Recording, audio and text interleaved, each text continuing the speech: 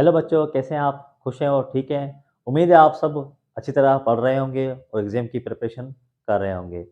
आज हम class 9th का मैथमेटिक्स का गेस पेपर बताने जा रहे हैं आपको, क्योंकि एग्ज़ाम करीब आने वाले हैं, तो आपको क्वेश्चंस जो हैं, बहुत इंपॉर्टेंट क्वेश्चन आपको आने चाहिए, उनकी तैयारी करनी चाहिए ताकि आपका अच्छा-सा पेपर हो जाए और 100% पेपर हो जाए।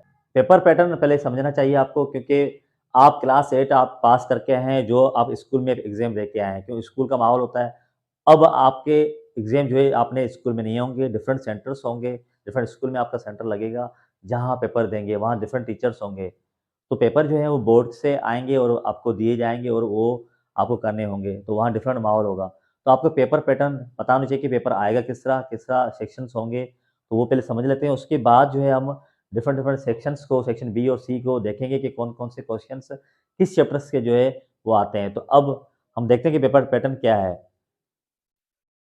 इसमें क्या होता है, सेक्शन ए जो है उसके अंदर 30 एमसीक्यूज 30 मार्क्स के होते हैं, 30 मिनट्स में आपको करने होते हैं।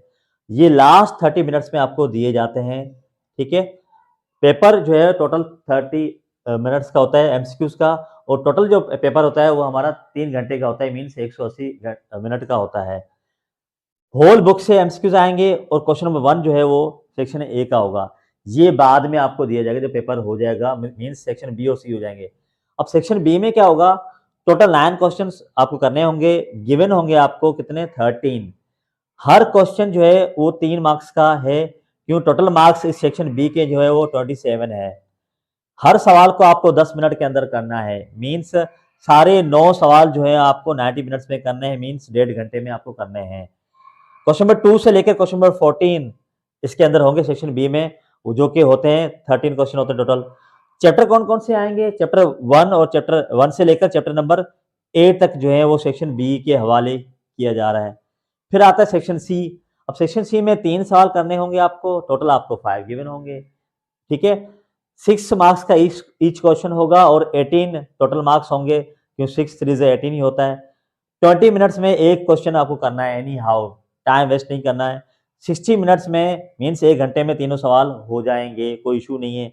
इसमें जो क्वेश्चंस होंगे वो क्या होंगे, 15 से लेकर 19 तक, क्योंकि 14 तक तो यहाँ था सेक्शन बी, ये 15 से लेकर 19 तक होगा, जो कि सवाल कितने बनते हैं, 5 बनते हैं। चैप्टर्स जो होंगे वो 9 से लेके 16, क्योंकि हमारे बुक में 16 चैप्टर है मैथमेटिक्स के क्लास 9th के, तो चैप्टर 9 से लेके 16 तक जो है वो इसमें से आएंगे।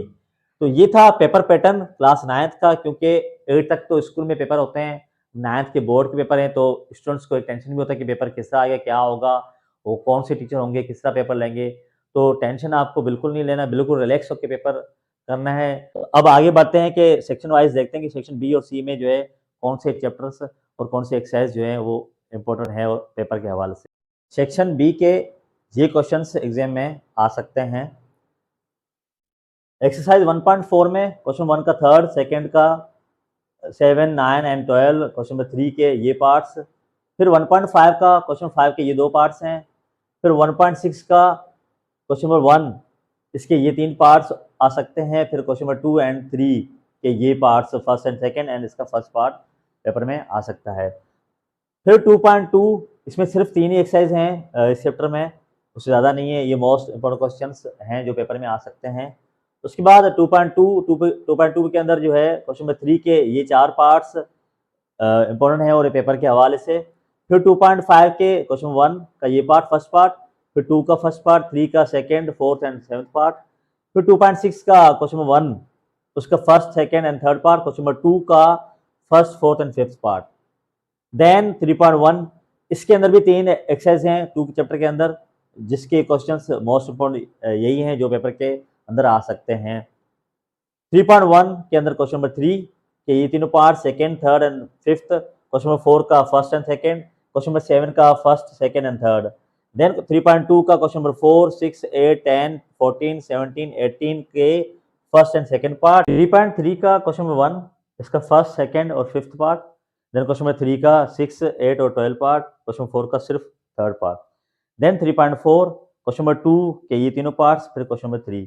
तो देखें यहाँ सिर्फ 4 एक्सरसाइज जो है वो चैप्टर 3 की मोस्ट इंपॉर्टेंट है और इनके ये क्वेश्चंस एग्जाम के हवाले से बहुत इंपॉर्टेंट है। उसके बाद 4.1 एक्सरसाइज है चैप्टर 4 का, क्वेश्चन नंबर 3 के ये तीनों पार्ट्स, क्वेश्चन नंबर 4 के ये 2 पार्ट्स, उसके बाद क्वेश्चन नंबर 5 के second, 6 and 4th and 6th part, question number 6 का सेकंड, थर्ड एंड 7 का second, third and 6th part. Okay प्यारे बच्चों, फिर 4.2 का क्वेश्चन 1 के सेकंड और 4th, 2 का फर्स्ट एंड सेकंड, थर्ड का फर्स्ट एंड थर्ड, क्वेश्चन 4 का जो है फर्स्ट एंड थर्ड क्वेश्चन है। फिर 4.4 का क्वेश्चन नंबर 1 का first, second and fourth, question 2 का फर्स्ट एंड सेकंड, देन 4.5 का जो है क्वेश्चन नंबर 1 का जो है first, third and fifth, question number 2 का second, fourth and 6th part. 4.6 question number 4 and 6, 4.7 का क्वेश्चन नंबर 2 एंड 4, 4.8 का क्वेश्चन नंबर 1, 2, 3, 6 एंड 7। ये चैप्टर क्योंकि बड़ा चैप्टर है, क्वेश्चन चैप्टर 4, तो इसके अंदर एक्सरसाइज भी ज़्यादा हैं, 1, 2, 3, 4, 5, 6, 7 एक्सरसाइज जो है इसके अंदर आ सकती हैं। एक यहाँ मिसिंग की है 4.3, वो लेंदी क्वेश्चन है, वो इतने क्वेश्चन जो है सेक्शन बी में नहीं आ सकते, तो ये इस चैप्टर के ये एक्सरसाइज जो है मोस्ट इंपोर्टेंट है, उनके क्वेश्चंस भी ये मोस्ट इंपोर्टेंट हैं। फिर चैप्टर 5 में आ जाते हैं, तो इसमें 5.1 में क्वेश्चन नंबर 1 सेकंड, थर्ड का जो है सेकंड, थर्ड है। फिर 5.3 का क्वेश्चन नंबर 2 के ये दोनों पार्ट्स, फिर 4 क्वेश्चन, 5 एंड 6 क्वेश्चन। देन 6.1 के अंदर क्वेश्चन 1 के अंदर ये चारों पार्ट्स आ सकते हैं, फिर 3, 4 और 5 के अंदर ये तीनों पार्ट्स हो सकते हैं। फिर 6.2 के अंदर 1, 4, 5, 7, देन 6.3 जो है उसके अंदर क्वेश्चन 1 के ये तीनों पार्ट्स इनइक्वलिटीज वाले जो है वो आ सकते हैं। देन अब यहाँ कितनी एक्सरसाइज हैं? सिर्फ 3 एक्सरसाइज हैं, इसके अंदर 2 एक्सरसाइज जो है चैप्टर 5 के अंदर।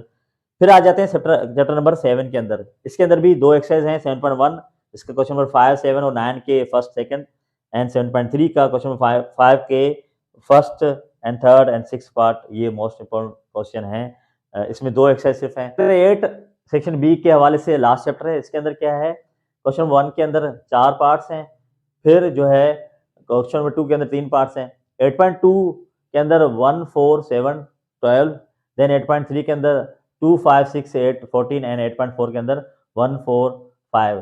तो ये क्वेश्चन जो हैं वो गेस पेपर के हवाले से मोस्ट इंपोर्टेंट है और पेपर एग्जाम के अंदर जो है वो सवाल आ सकते हैं। तो ये था सेक्शन बी, इसके बाद हम सेक्शन सी को देखते हैं और ये गेस पेपर फिर कंप्लीट हो जाएगा।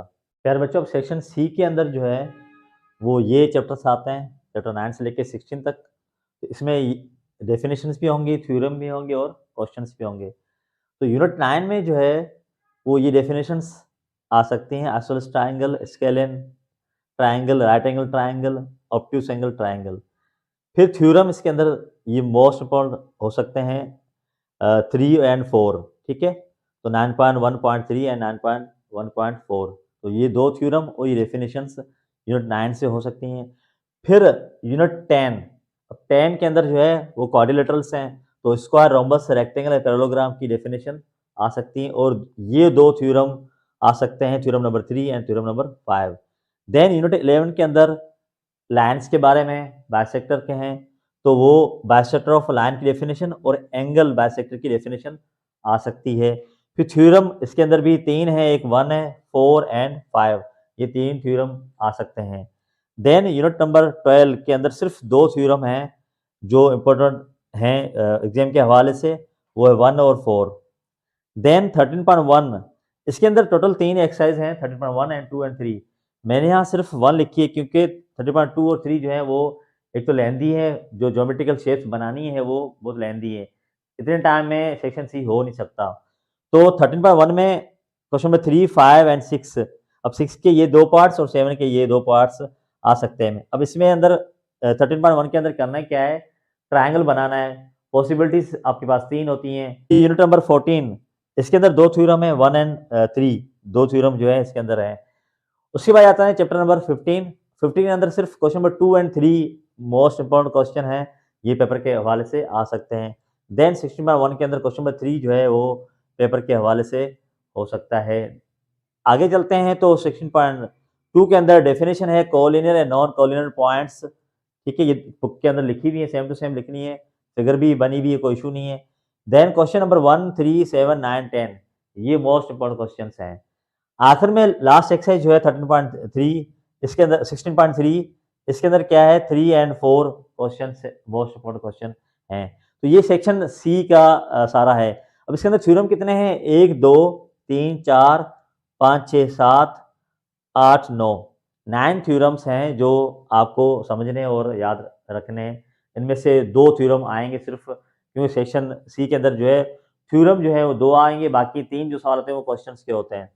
लास्ट में मैंने क्वेश्चन का पैटर्न लिखा है कि सेक्शन सी में क्वेश्चन किस तरह आएँगे, 15, 16, 17, 18 एंड 19 ये 5 सवाल हैं, इसके अंदर हमें 3 करने होंगे। पैटर्न क्या होगा, 2 सवाल जो होंगे वो थ्योरम के होंगे, एक थ्योरम ट्रायंगल का हो सकता है और एक थ्योरम जो है क्वाड्रिलेटरल का हो सकता है। तो ये 2 सवाल तो थ्योरम के हो गए। फिर एक क्वेश्चन डेफिनेशन हो सकता है विद डायग्राम। अब डेफिनेशन पीछे मैंने लिखी है, कोई भी डेफिनेशन हो सकती है इनमें से। तो इनमें से 3 या 4 डेफिनेशन आपसे पूछेगा इस सवाल के अंदर। फिर एक क्वेश्चन ज्योमेट्रिकल शेप के हवाले से होगा। अब ज्योमेट्रिकल शेप जो है वो सिर्फ चैप्टर नंबर 13 के अंदर है। उसमें भी 13.1 के जो क्वेश्चन्स हैं वो पेपर के हवाले से आ सकते हैं। तो 13.2 और 3 जो है वो डिफिकल्ट है, टाइम कॉस्टिंग है, तो वो नहीं आ सकते पेपर के अंदर। एक क्वेश्चन होगा चैप्टर नंबर 16 का। लास्ट ईयर भी एक क्वेश्चन आ चुका था 16 का। तो 16 चैप्टर के अंदर 3 एक्सरसाइज है, उसके अंदर एक सवाल आ सकता है। तो ये पैटर्न होगा। अब इसमें क्या है, सेक्शन सी के हवाले से एक टेंशन ये हो सकता है कि थ्योरम किस तरह याद रखें, या याद होगा हमें या नहीं होगा। तो हम क्या करेंगे, इसमें अगर आप थ्योरम छोड़ भी देते हैं या याद नहीं करते फिर भी पेपर हो जाता है, क्योंकि एक डेफिनेशन का सवाल आ सकता है, एक ज्योमेट्रिकल शेप का, एक 16 से आ सकता है। मे बी 13 ना आए, 16 के 2 सवाल आ सकते हैं। ऐसा भी हो सकता है कि डेफिनेशन जो है डायग्राम विद डायग्राम ना आए, 16 का एक क्वेश्चन यहाँ दे दें, तो 3 सवाल फिर भी आपके हो जाएँगे। यहाँ तक क्लियर है प्यारे बच्चों? तो ये क्लास 9th का मैथमेटिक्स का गेस्ट पेपर था, जो आज हमने डिस्कस किया। तो उम्मीद है पेपर आपके बहुत अच्छा हो, और करीब पेपर आ चुके हैं आपके, तो इंशाल्लाह अच्छा पेपर होगा। जहाँ भी रहें और खुश रहें और ज़िंदगी अच्छी तरीके से गुज़ारें। God bless you.